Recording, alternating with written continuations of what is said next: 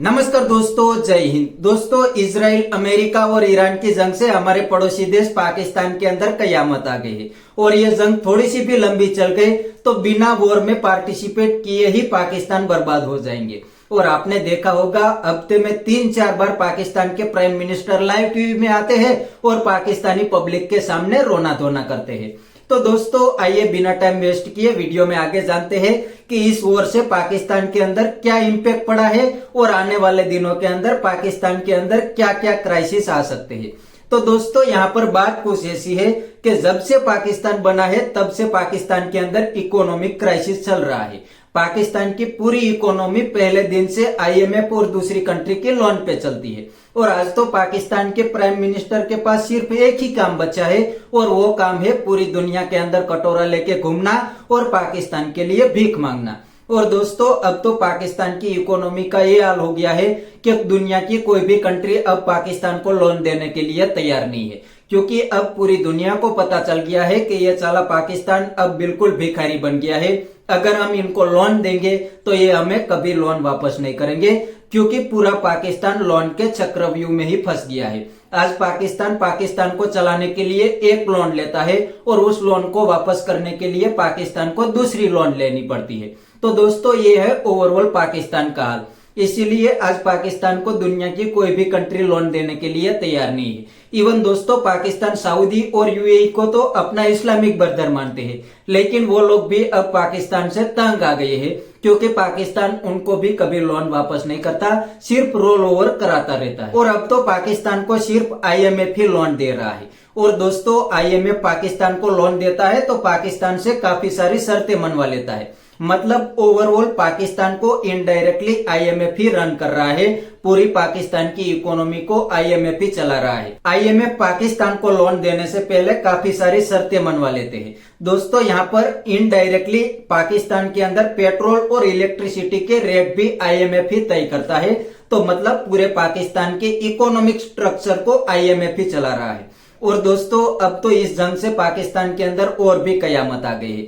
जी हां दोस्तों, जंग से पहले पाकिस्तान को ईरान से स्मगल होके बहुत ही सस्ते में ऑयल मिल जाता था। इसीलिए पाकिस्तान कोई दूसरी कंट्री से बहुत ही कम ऑयल इंपोर्ट करता था, क्योंकि ईरान से एक तो स्मगल होके मिल जाता था और बहुत ही सस्ते में मिल जाता था। ईरान के ऊपर सैंक्शन थे, इसीलिए ईरान दूसरी कोई कंट्री को तो सेल नहीं कर सकता था, इसीलिए वो स्मगल करके पाकिस्तान को तेल बेच रहा था। लेकिन आप तो बड़ी अच्छी तरीके से जानते होंगे कि इजराइल और अमेरिका ने मिलकर ईरान की ऑयल फैसिलिटी को ही उड़ा दिया है। इसीलिए पाकिस्तान के अंदर जो ईरान से ऑयल का सप्लाई आता था वो बिल्कुल ही बंद हो गया है। और दोस्तों, अचानक ही पाकिस्तान के अंदर बहुत बड़ा इकोनॉमिक क्राइसिस आ गया है। और अगर आप पाकिस्तानी मीडिया को ट्रैक करेंगे तो उसके अंदर सिर्फ ऑयल एंड गैस की ही बातें हो रही है। और दोस्तों, पाकिस्तान के पास इतना ज्यादा रिजर्व ऑयल भी नहीं है।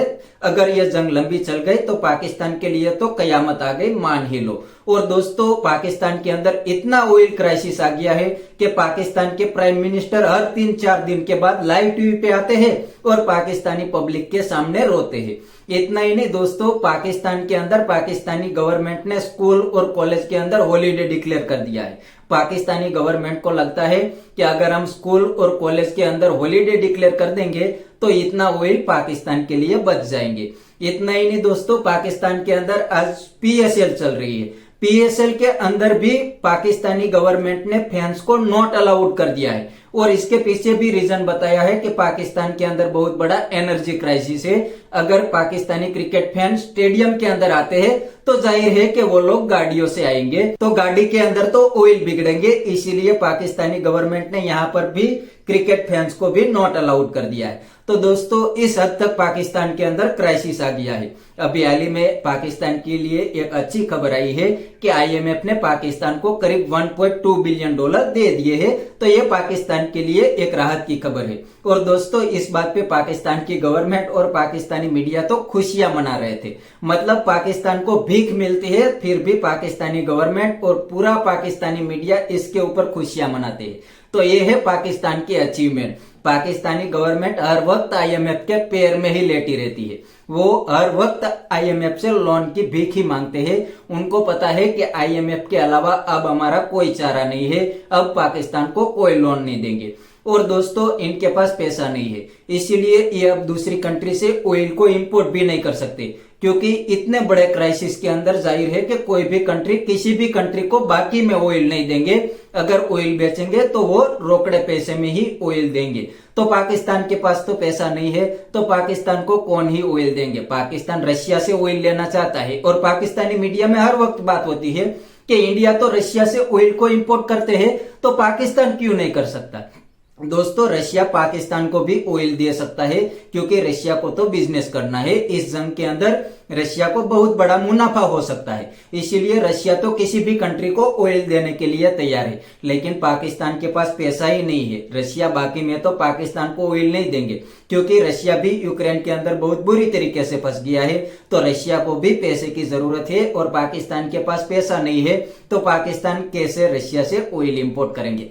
तो दोस्तों आज पाकिस्तान पूरी तरीके से दलदल में फंस गया है। पाकिस्तान के अंदर पहले से बहुत बड़ा इकोनॉमिक क्राइसिस था, और अब तो इतना बड़ा एनर्जी क्राइसिस आ गया है कि अगर ये इजराइल, अमेरिका और ईरान की जंग 1-2 महीने चल गई तो बिना जंग में पार्टिसिपेट किए ही पाकिस्तान बर्बाद हो सकता है।